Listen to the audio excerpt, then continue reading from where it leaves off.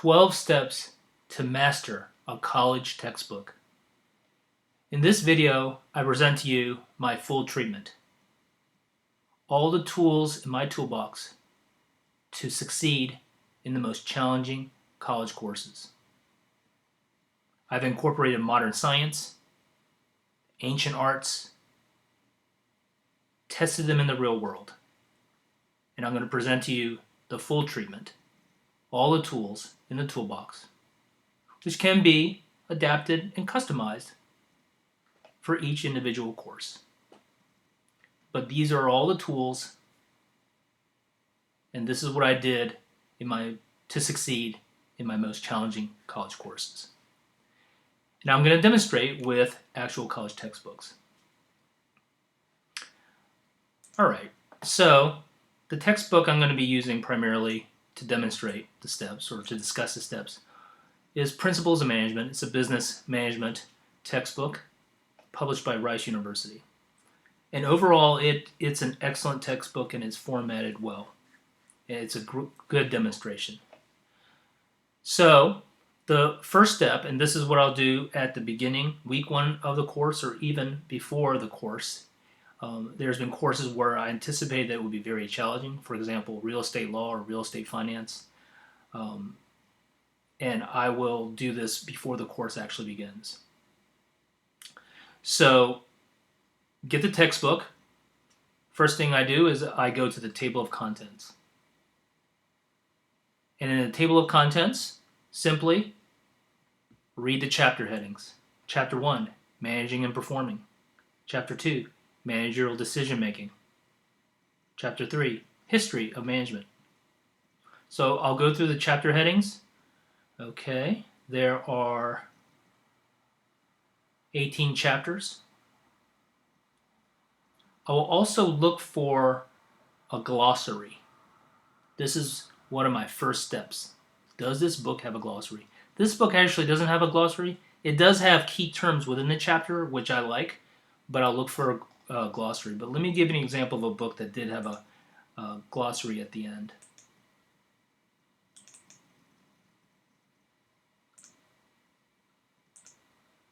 So this is from California Real Estate Finance, and at the end of the book, there's a glossary, and it has what I'm looking for. I want a glossary, I want the key terms, I want definitions.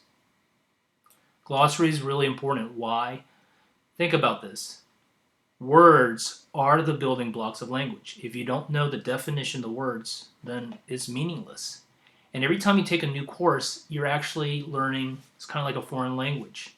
And so an important step, a first and foundational step, is to learn the words.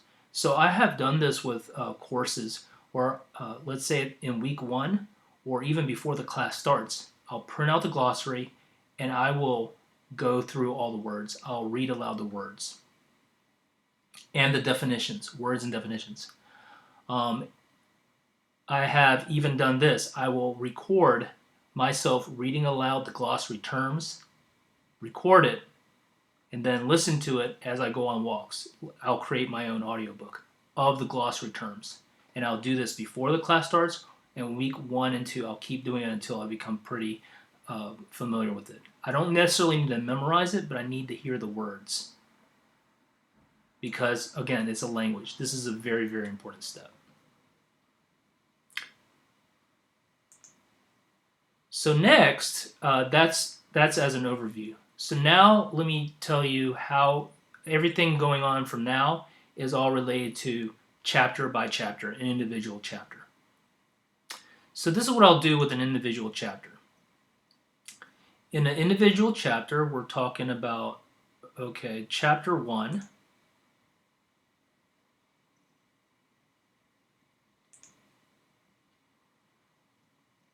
Chapter 1, first thing I'll do is I'll look at the outline of the chapter, basically table of contents. I'll look at the title and the section headings. So the title of the chapter is Managing and Performing. Section 1, What do managers do? Section 2, Roles managers play. Section 3, Major characteristics of the manager's job. I see that there's key terms, a summary at the end. Okay, so I did the outline. Next thing what I'll do, because the brain likes to learn visually, I'll look for pictures, exhibits, figures. So let's see if, okay, so here we go, exhibit 1.2, Howard Schultz, picture there, okay. Mostly looking for diagrams. Oh, here's a good one, diagram. Exhibit 1.4, the roles managers play. Diagrams are important because they summarize the information, they provide structure, and it's also in a visual format, which the brain likes. So I'll look at that. Okay, good, there's a diagram. And I'll pay special attention to the diagrams in the pictures. Here's another one. Exhibit 1.5, levels in a management hierarchy. Okay. Picturing this. Here's another one. Good, good, good. Then I'll look at the key terms, going back to the vocabulary. And with the key terms, I've seen some books do this. At the end of each chapter or at the beginning of the chapter, they'll have the key terms, but it won't have definitions. You must have the definitions. So I've done this too, is if the author of the book does me a real favor, if they, in each chapter, they have the key terms with the definitions, and they also have a glossary with the definitions. It's really helpful in the chapter if they extract the key terms that are relevant to the chapter with the definitions. If there's only key terms, I appreciate that, but I'll make sure that it's extra work for me, but I'll go through and make sure that with each of the key terms, I'll put the definitions. With the key terms, with any kind of vocabulary words, you need to know 3 things: how to pronounce it, how to spell the word, okay? Especially if it's a new word. Decisional role, I don't need to spell it out. Decisional role, okay, I know how to pronounce it, and then the definitions. And then when you do the definitions, okay, manager role, 3 major roles. There's 3 of them. Executive manager. Look out for the keywords in each of the words. So that's key terms, which goes back to the importance of glossary. Oh, why are key terms and glossaries important? Because they summarize, again, vocabulary words. Words are the building blocks of language. They're foundational. They should come first. They should. They're very important. But also, when teachers, I've found that when professors test, even on multiple choice exams or assignments, they frequently directly or indirectly relate to the definition of words. Definitions are very key. That's where a lot of professors will extract questions and assignments. So not only do you need it to comprehend the information, but they're actually directly related to testing. I've found that teachers will draw their questions from definitions of key terms, so that's vocabulary, from the diagrams and pictures, and lists. For example, roles that managers play. Informational, interpersonal, and decisional. Here's a potential question. What are the 3 roles that a manager plays? Informational, interpersonal, and decisional. So lists and diagrams are also important. So that's key terms, vocabulary. Next is I like it when there's a end of chapter summary. And this is why I like this textbook here. They have an end of chapter summary. And it's a good one. It's a nice summary. So I'll read through this because this will give me a summary of the book. Notice I have not read the chapter yet. Another thing that I look for too, and this is when I'm flipping through pictures, I'll look for some textbooks. Again, some professors or authors of textbooks really pay attention to educational methodology. There is an art and science to teaching properly or in a better way. So, for example, in this is a different textbook, but if you look in the margins in the blue-gray boxes, there's key facts and there's also key facts, definitions, and comments. When you come across, and I've seen some books where the professor in this textbook, this is a information science book for managers textbook. They're very good about putting important information in the margins. And again, a lot of times test questions will come from these marginal notes. Also, I like it when they actually highlight within the text key terms. So here they, Management Information Systems, MIS, it's highlighted. And then it's also, there's a comment in the margin. So I look at the margin notes. Now what I also look for, going back to this RISE textbook, here I look for chapter review questions, but specifically I want multiple choice questions, but they also need to have answers.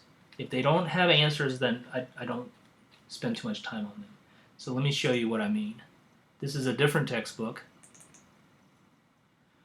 This is California Real Estate Finance again, and then at the end of each chapter, they have review questions in multiple choice format. For example, a foreclosure will usually be initiated when, but at the end they also have an answer key. So I will actually, again, this is even before I've even read the textbook, okay? I will go through, if there's multiple choice questions, I'll go through each one of the questions, and I will read the question and the correct answer. When there's true false, I only read the true ones. I've tried to learn from the false, but it's too confusing right now to do that. So for the purposes of preview, multiple choice questions, correct answers only, and only true, and in true false, only the true statements. So these that's what I'll do with the multiple choice questions. I look for that. Now you're like, wait a minute, shouldn't this be at the end? No, the learning science or neuroscience has shown that actually it's better to test in the early rounds. Or test or challenge yourself. So I read the questions in the beginning.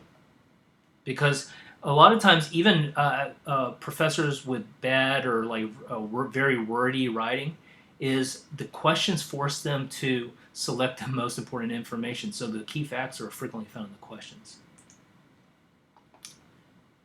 Notice that so far I have not even read the text. Okay? Now I'll read the text. So this is something that I've done just recently with the introduction of artificial intelligence AI tools. So I've actually, and this is available on Microsoft Edge browsers. I have now become, as much as possible, I will actually let the computer convert text into audio speech. Let me show you what I do here. So this is the Microsoft Edge browser. All right. So going to here, and it works with PDF and most standard web pages. So I'll go to the top of the page, press down on the right mouse button, go down to the middle of the panel that opens up. Do you see Read Aloud? Select that. What are the characteristics that effective managers display? Time is So as you can see, it's starting to read aloud. What happens is when you activate the read aloud function, at the top of the web page, a read aloud toolbar shows up.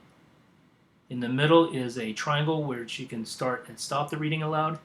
And on the right side, you can select the speed and the voice. And they actually have voices that sound pretty natural. Okay, so this is Microsoft Jenny Online Natural, and it's a little bit above normal. And there's many options. So you can adjust the speed, and there's many different accents. There's British accents. There's different voices. They have Michelle, Eric, Roger. You can try which one you like. Jenny, for me, is the most clear, especially because I like to listen at higher speeds. Okay? And also, as I'm reading along, I follow the yellow highlighter. So, resuming. is fragmented.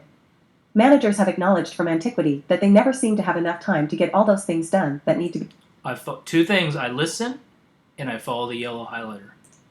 And let me tell you, I actually, most of the times, I go at the fastest speed or one notch below. So this is one notch below the fastest speed.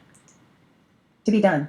In the latter years of the 20th century, however, a new phenomenon arose. Demand for time from those in leadership roles increased, while the number of hours in a day remained constant. So I don't worry about thinking or comprehending. Comprehension does not need to come until like later. So a lot of times in the early stages, you don't even comprehend. So I just focus on two things: listening and staring at the yellow highlighter. Occasionally, what I'll do at the end of the section, at the end of the web page, I'll try to summarize. I'll go back through and summarize it, or I might stop it periodically and go back through and then try to summarize what I read. But not. It's completely possible that I'll go through the whole chapter, just reading along with this read aloud function. Constant. Increased work hours was one reaction to such demand, but managers quickly discovered that the day had just 24 hours and that working more than produced diminishing marginal returns. According to one Also, researcher, you can click and make it jump around. So I'm going to click it to go back to the top using the mouse and the left button. managers are overburdened with obligations. Time is fragmented. Managers have acknowledged from antiquity. So in terms of picking the voice and the speed, you want to maintain clarity. Also, if you're overwhelmed, then just slow it down. If you're bored, then speed it up. So I'll do the whole chapter. I won't read it. This is how I read now. So also as before I go to the next page, when I do that, it'll jump over the images. But again, here I'll look at the pictures, I'll look at the key terms and the headings, and I'll look for any kind of margin notes. Then I'll go to the next page. So once I've completely done that phase of the once I've completed that phase,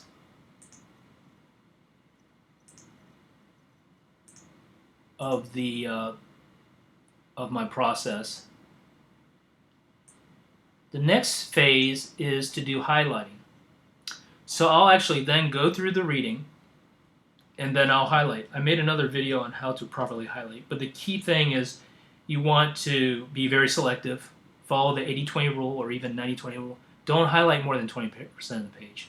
Look for any kind of connections, draw lines whenever there is a break in thought, moving from one thought to another, and then write in any kind of keywords or draw any kind of diagrams. But try to be selective.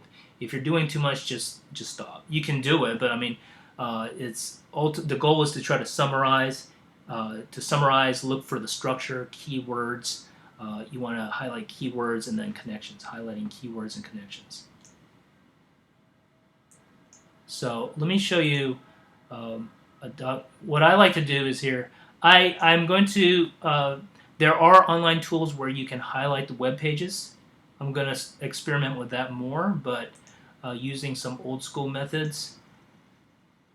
This is one where I did it. I printed out the paper because with this OpenStax, with this Principles of Management book, you can print out PDF versions. So I would download the PDF, print out the pages, and then, as you can see here, let me show you. This is a typical page. Notice how much there.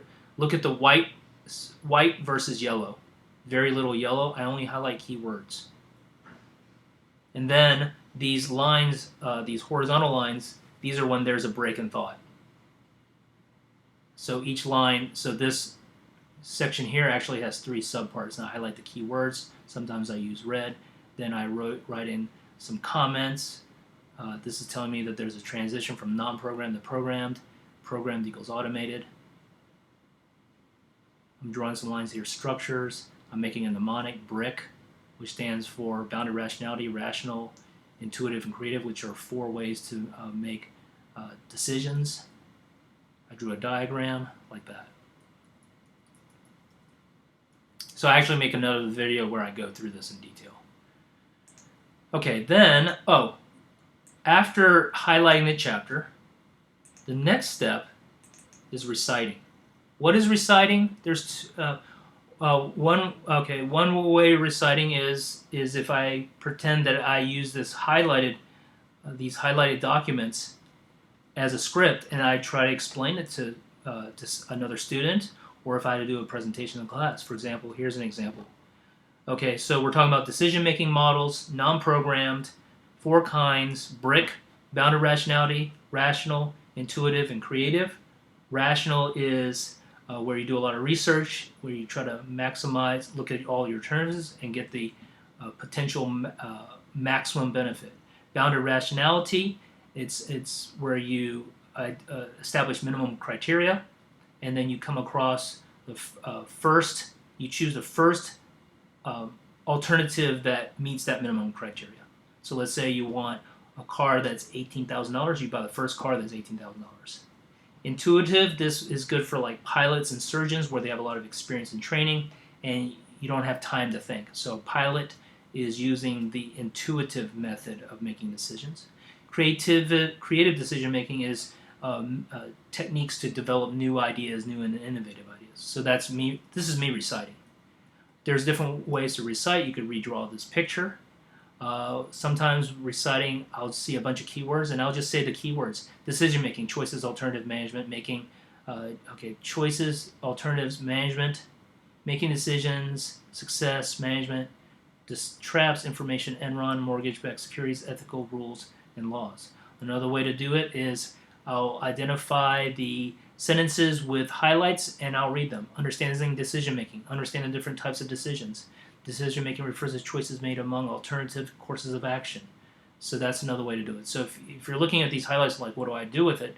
One way to do it is to use the highlighted chapter as a script for you to explain to somebody as a launch point. Another thing too is you can just read highlighted words and then go back and once you read the highlighted words, go back and then read it, or read sentences with the highlighted words. All right, so after the highlight stage, we did reciting. Next is if there's any assignments, what I'll frequently do is I'll actually do the assignments next because the assignments will force me to go back and look at the book. So a lot of times by doing the assignments, written assignments, doing projects, that helps me understand the chapter more, quiz, and then text. And then the final step is repeating and memorizing. It is people that say, there's people or theories, I've seen people say, oh, you don't need to repeat, you don't need to memorize. Those are lies, okay? Look at, so academic learning and physical learning, such as like learning to play tennis, sports, or basketball, they share a lot of similarities. We're talking about the same brain, okay? The top basketball players, Michael Jordan, Larry Bird, Magic Johnson, they repeat over and over and over and over again. They test themselves on the court, but also in practice. Especially in basketball, you shoot the ball. Is the ball in? Success. You're testing yourself. If not, a runner, okay, they will time themselves. And then they'll repeat over and over and over again. And then I've seen some people say, oh, don't memorize. Really? Would you like a pilot? You're on a plane, you like the pilot to be looking at the book? You have a surgeon, you want the surgeon to be looking at a book as they're doing operation? No. It depends upon the situation. Sometimes you don't need to memorize. I've had courses, again, this is for the most challenging courses, right, to reach the highest level of mastery. I've had some courses where I don't need to memorize. I've had classes where the teacher has given us questions, short answer questions. Our homework is to answer them. And the teacher says, you know what, these questions represent all the materials that will be on the test.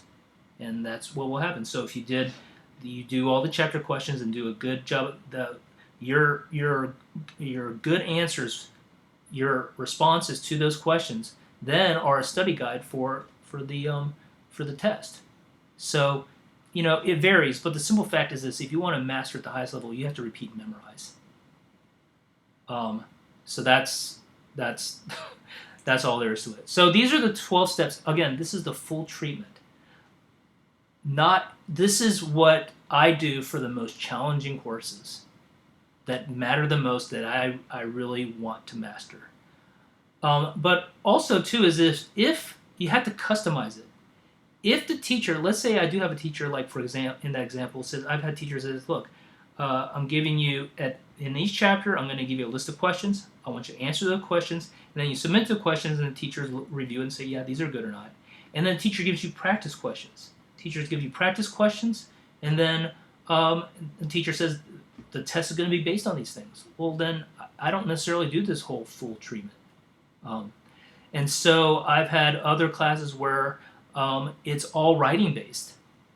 Let's say there's a class and then there's 5 major writing assignments, and all the grades are from the writing assignments.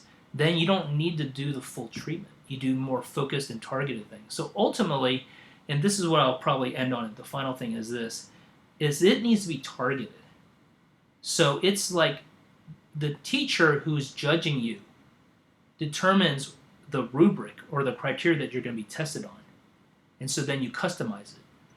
But this is having taken many different college courses. This is the full treatment, and this is what I did in many of the challenging courses that I took.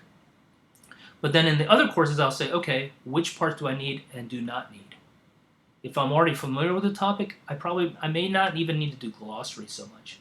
The reason why I did the glossary is when I did like real estate law is like when it was, or when I first started, when I took some as a completely new topic, then I need to learn the words. But as I took additional courses in that general area, then I didn't have to study the glossaries as much. But this is the full treatment. It's the full toolbox, and I hope you can benefit from it.